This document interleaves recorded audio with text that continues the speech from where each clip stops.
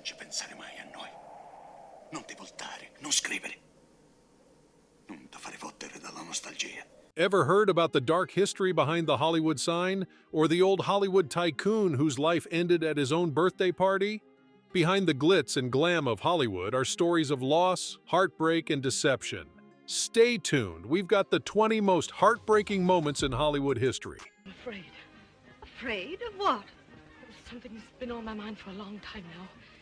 Didn't bother me much at first. Now it's driving me.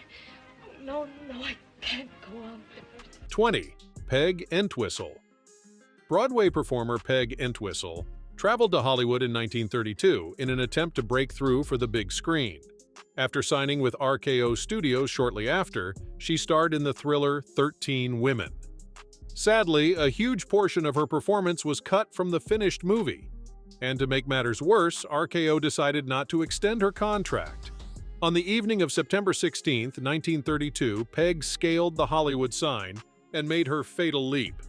Peg's story has become a Hollywood classic, the epitome of the disillusionment and hardship that so many others who have come to Hollywood have known.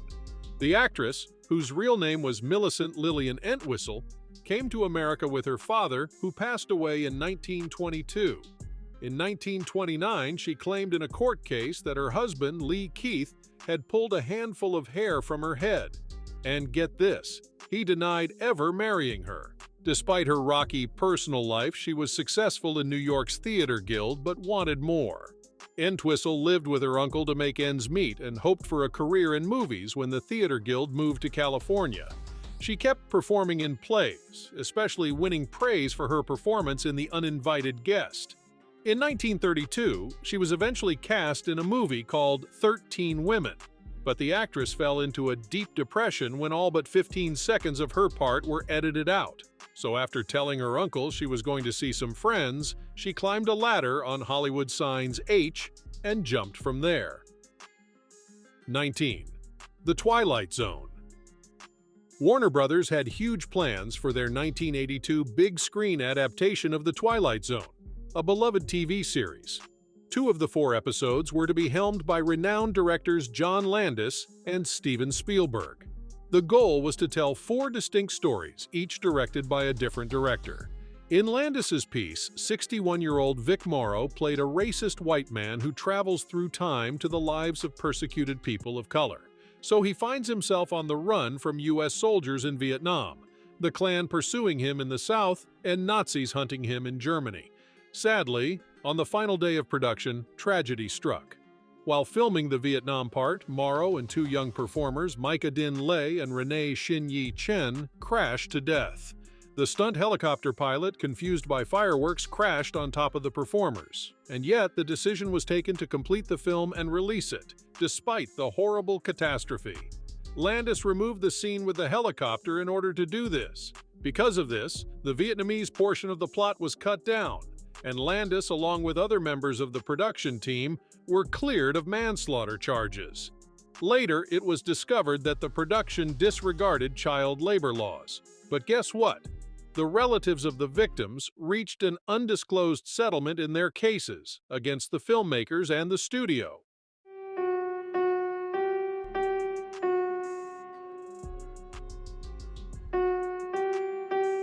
18. Stanley Kubrick's last movie. With a 400-day duration, Eyes Wide Shut holds the record for the longest continuous film shoot ever. This is more than 5 times longer than the usual Hollywood production. The movie's stars, Tom Cruise and Nicole Kidman, arrived in England ready to spend 6 months filming the picture. Why? Because Kubrick was notorious for his lengthy film shoots, but in the end, they spent a grueling 15 months there. Why did it take so long? Kubrick's knack to shoot take after take was paired with his perfectionism. Hear this, 95 takes were taken in a single scene of Cruise opening a door. Vanessa Shaw spent 2 months on site filming a short role that was supposed to take 2 weeks to shoot. And after a tiringly long production, Sidney Pollack took Harvey Keitel's place in the movie, who left because he couldn't take it anymore. In post-production, Kubrick stuck to his meticulous methods and took nearly a year to deliver the initial edit of the movie. 6 days later, Kubrick tragically passed away, leaving his film nearly, but not quite, finished. All that perfectionism, for him to never be able to finish it, let alone see the final product? Devastating. 17. The first Titanic movie. What if we tell you the Titanic movies you've seen were based on this original hardly anyone has ever seen? The story of it is as mysterious as the incident. Only 29 days after the ship sank, the first movie dramatizing the Titanic's tragedy was released, featuring an actor who lived through the sinking. On April 10, 1912, movie star Dorothy Gibson, then 22 years old, sailed on the Titanic to return to New York after her vacation in Italy. She was fortunate enough to escape in the first lifeboat when the ship struck the iceberg while she was playing bridge. Dorothy's studio, Eclair Film Company, quickly proposed filming a movie after she got back to New York. She even dressed in the same clothes she had on the ship for the filming and co-wrote the script. It followed the plot of her telling her parents and fiancé about what happened to her on the ship. The movie, called Saved from the Titanic, was only 10 minutes long. At the time, theaters screened a lot of one-reel shorts, so this was normal.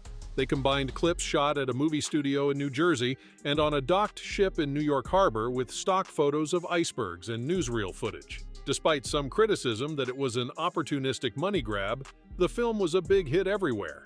But like the Titanic, the movie was ultimately doomed.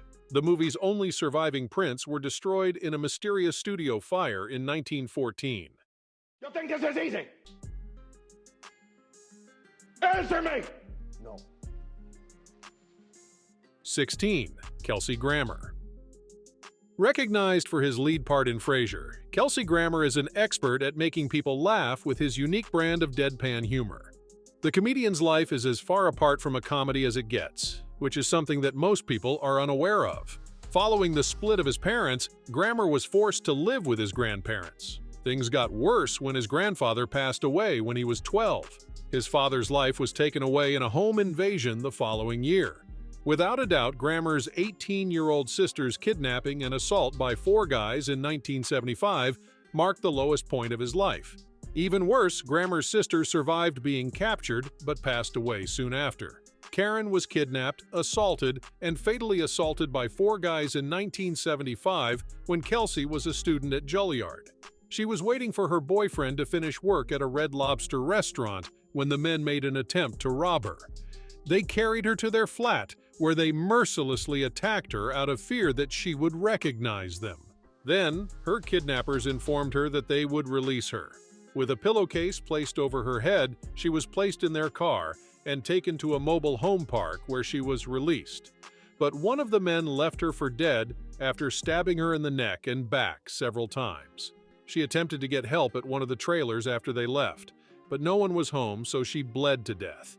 And Kelsey, then only 20 years old, had to identify his sister's corpse. He links the pain of his sister's murder to his struggles with depression and drug misuse. Also, he came face to face with the gang member who ended his sister in 2014. Kelsey told him that even though he could forgive him for what he did, he couldn't support the man's release, because doing so would be a betrayal of his sister's life. Can you believe such a heartbreaking story hides behind his smiling face? 15. Dayne. Carl Dayne is one of the most tragic, forgotten people of old Hollywood. In MGM's silent WWI epic The Big Parade back in 1925, he made everyone take notice. In fact, he even managed to snag a few sequences from the film's lead actor, John Gilbert.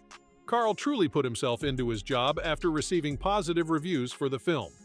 He worked so hard that despite receiving a $1,500 weekly stipend from MGM, he nearly passed away from fatigue from pneumonia. His Danish accent led to him being labeled as one of the silent era's casualties when talkies took over, but he was still able to earn a respectable life producing sound films.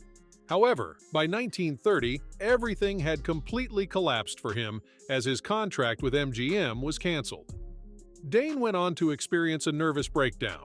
In 1931, he embarked on an 8-month vaudeville tour, which resulted in a second film contract, but that too ended abruptly. His final film was in a serial starring Bela Lugosi, another tragic figure. Then, around 1931 to 1933, he threw all of his money into mining endeavors. Talk about his bad luck. His partner was a crook and left him with barely anything. Carl was forced to accept every menial job he could find. He even asked his previous company, MGM, if he might work as an extra, but they told him to go. The final straw came when a pickpocket took $18 out of his wallet, all of the money he had left. In an attempt to lift his spirits, Frances Leake, a friend or potential girlfriend of his, came by his apartment on April 14, 1934. Frances begged the landlady to let her inside Dayne's apartment after discovering that the door was locked. Inside, they discovered Carl Dayne lifeless in his chair, accompanied by a six-shooter, a scrapbook filled with his press clippings, and a note that said, "To Frances and all my friends, goodbye," were placed next to him.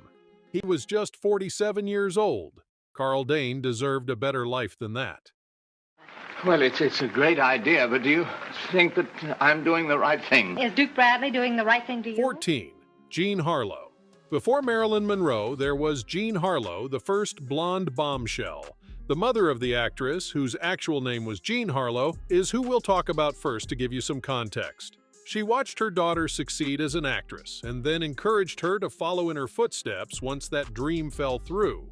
Now, the daughter was named Harlean Carpenter at birth, but it was when she visited a friend at Fox Studios that she first introduced herself as Jean. Here's where it gets crazier.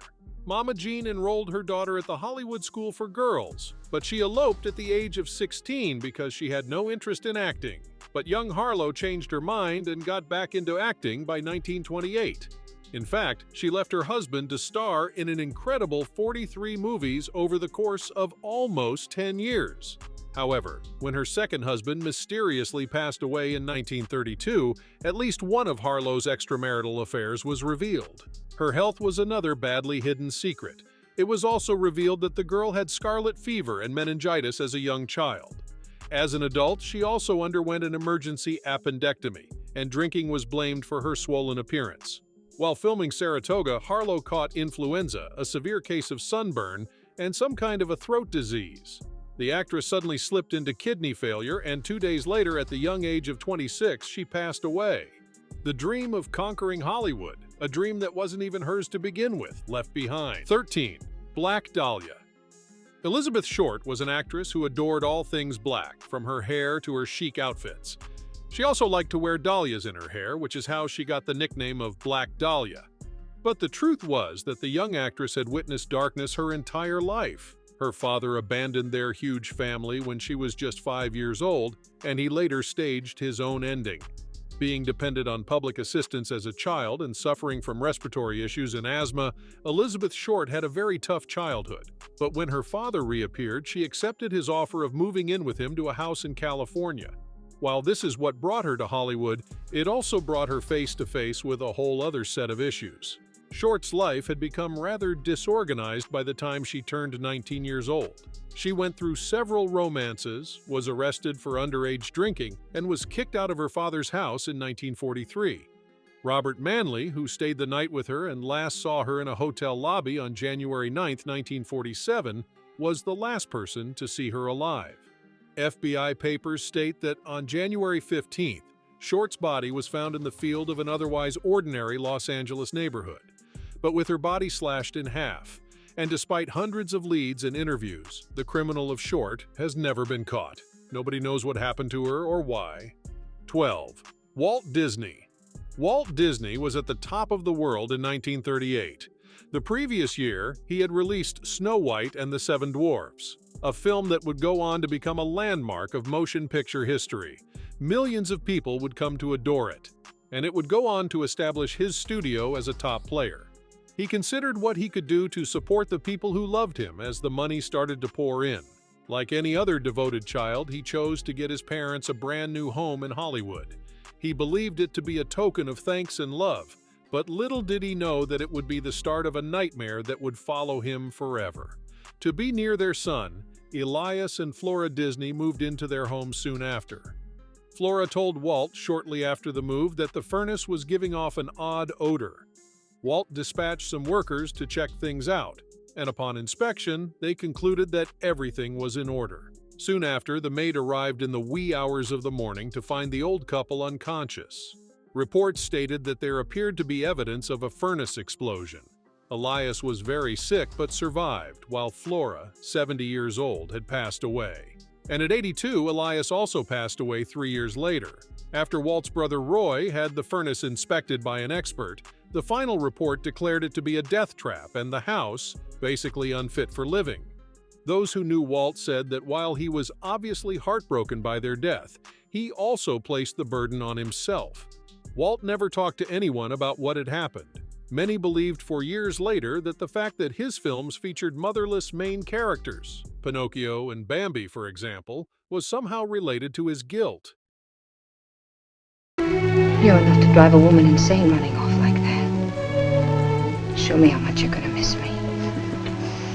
11. Barbara Payton. Not everyone in the heyday of Hollywood was able to manage stardom. Take Barbara Payton as an example. Prior to being recruited by Universal Pictures in 1948, Payton, who was born Barbara Lee Redfield in 1927, married twice. The newly introduced glam lady was quickly engulfed in the glamour of Hollywood life, going to clubs, having fun with a very married Bob Hope, getting fired from Universal, and wooing mobsters like Mickey Cohen, among other men. After securing a contract with Warner Brothers, Payton went on to feature in 14 movies from 1949 to 1955.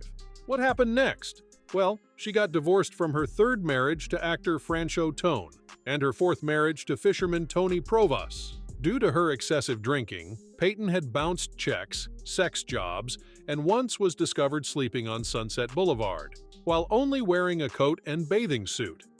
Bartender-turned-writer Robert Polito recalled in 1962 that Payton would frequently stumble into Coach 'n' Horses, a Hollywood bar.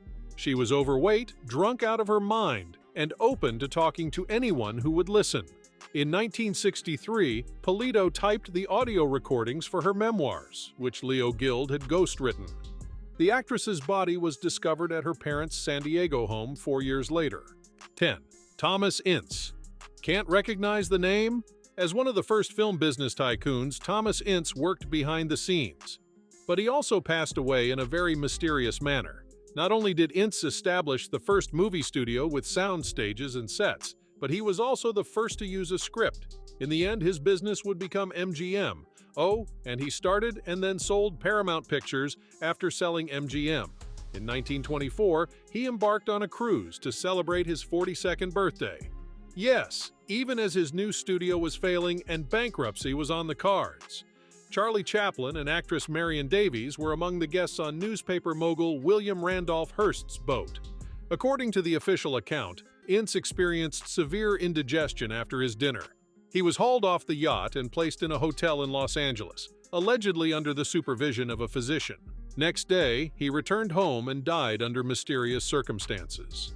Although heart failure was the explanation given, there were rumors that a bullet may have had more to do with it than indigestion or heart failure. Rumor had it that Hearst had caught Charlie Chaplin and Davies, his mistress at the time, being a little flirtatious.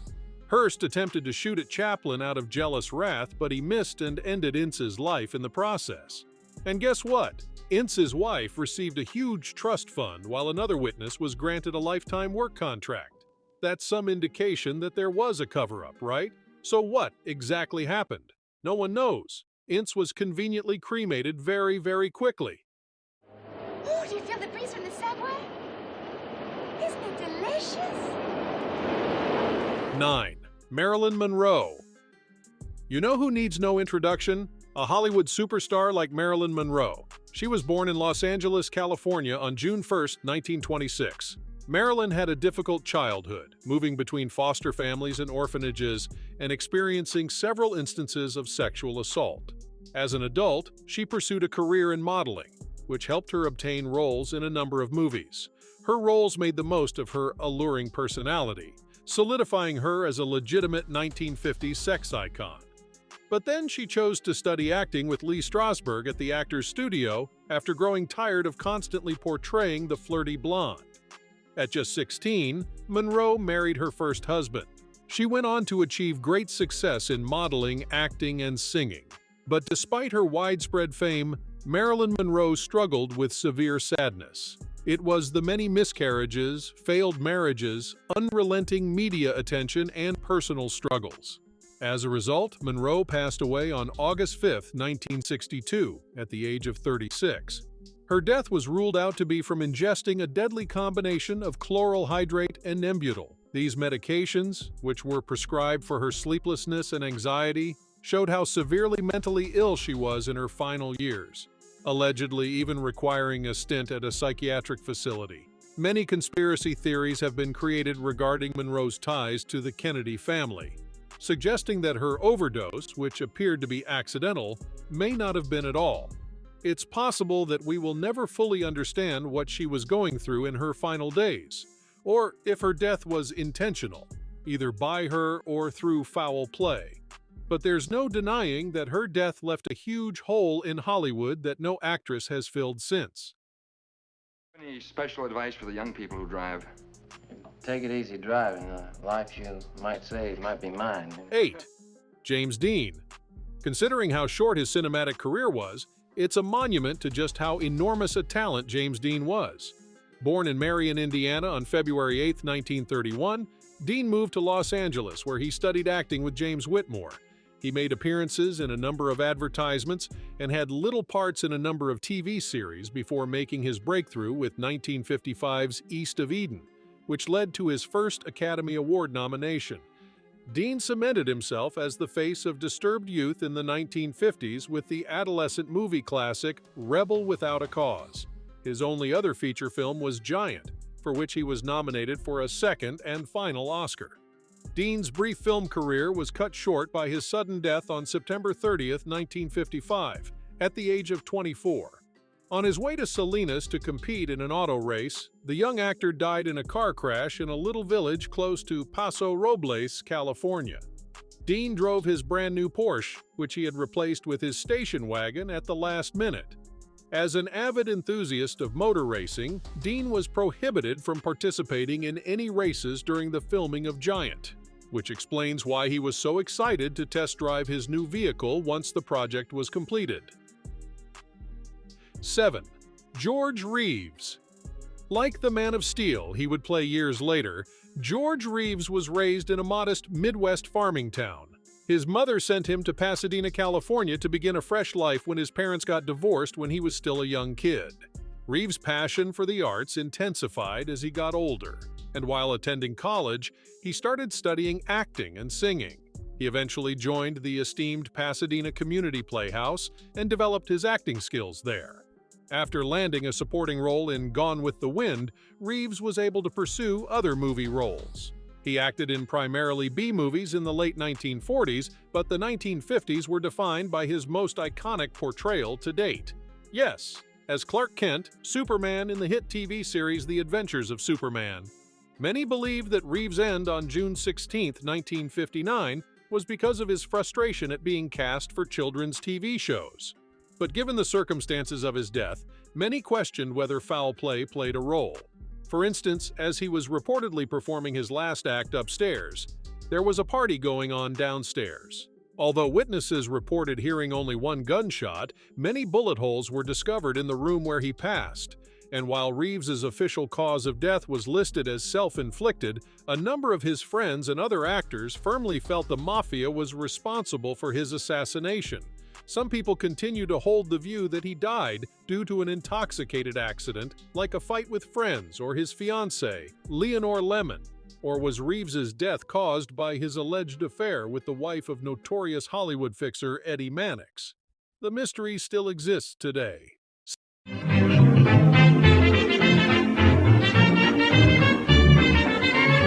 6. Fatty Arbuckle. Fatty Arbuckle enjoyed immense fame in Hollywood. Known as the King of Slapstick, he was the first celebrity to be valued at $1 million in one of comedy's greatest ever. But then, he was a part of a highly publicized murder trial in 1921. The only thing that is truly certain is that he and Virginia Rapp attended a Labor Day party that was full of booze. It's said that people were drawn to a room by Rapp's screams, and she passed away a few days later. Arbuckle claimed that he had taken her upstairs to recuperate as she had been complaining of weariness and indigestion. He said that when she passed out in the room, he had gone into the bathroom, but the people believed that he had ended her life in an attempted assault. Thing is, she was found completely clothed, and there was no sign of a sexual assault. She had a chronic illness known as bladder inflammation, and her ruptured bladder was the cause of her death. Ultimately, Fatty was found not guilty after 3 trials, but his career was already ruined. He tried to make a comeback under another name, but it didn't work. Mind you, Arbuckle was the first comedian to make the transition to feature films and the best-paid comedian in Hollywood before the incident. This was a good few years before Chaplin did the same. His films were scheduled before they were finished when Paramount Pictures took up his contract, moving him into the features. All of that came to an end, and it's said that the actor died of a broken heart. 5. Natalie Wood. While there are many disturbing stories from the golden days of old Hollywood, Natalie Wood's story is simply heartbreaking. At the age of 7, Wood was forced into the entertainment industry by her mother. Wood's biographers claim that she was subjected to nothing less than torture in order to pursue the profession her mother desired for her. She had become a product of her mother's insane cruelty and manipulation. In fact, her mother pimped her out for a 38-year-old Frank Sinatra when she was 15 years old, and again for 43-year-old Nicholas Ray when she was 17, who gave her a role in Rebel Without a Cause in return. Her adult life was not long enough to bring her any happiness before her untimely death in 1981. Her mysterious death occurred on a boat alongside Christopher Walken and her husband Robert Wagner. 4. Shirley Temple. Shirley was a child who had no childhood. She was not allowed to have a normal upbringing because she was such a valuable asset to old Hollywood. She lived on the studio lot and had no friends her age. What's worse, she had to experience abuse as a child actor and was sexualized in movies that seemed to be made for pedos. In fact, her contract with MGM was terminated because of a harassment incident with one of the company's producers. It's like Shirley Temple lived in a golden cage most of her life. Oh, what they call the mole can't help it, the girl can't help it, the girl can't help it. 3. Jayne Mansfield. Jayne Mansfield quickly rose to fame as an actress, garnering as much notoriety for her films as for her outrageous wardrobe malfunctions. Unfortunately, though, Mansfield's highly publicized life ended abruptly on June 29, 1967. She was involved in a horrific car accident close to New Orleans, Louisiana. The actress was traveling to the Big Easy in preparation for a television appearance. Mansfield's children, lawyer, and driver were all in the same vehicle as her, but only her kids survived. Mr. Stride.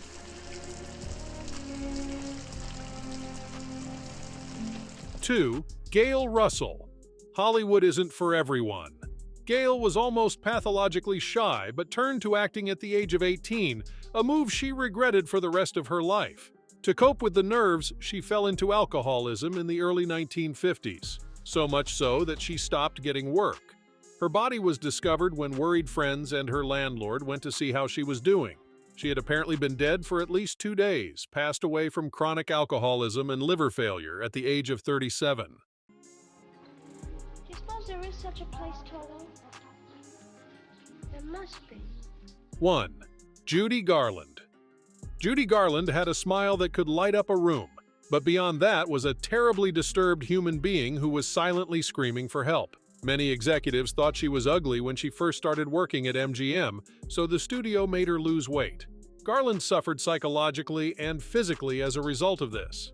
Even though she remained one of Hollywood's most well-known actresses well into her adult life, she struggled with a lot of issues. As a result, she fell into drug and alcohol addiction, which ended in an overdose that took her life in 1969 at the age of 47. That's all for now. We'll see you in the next video.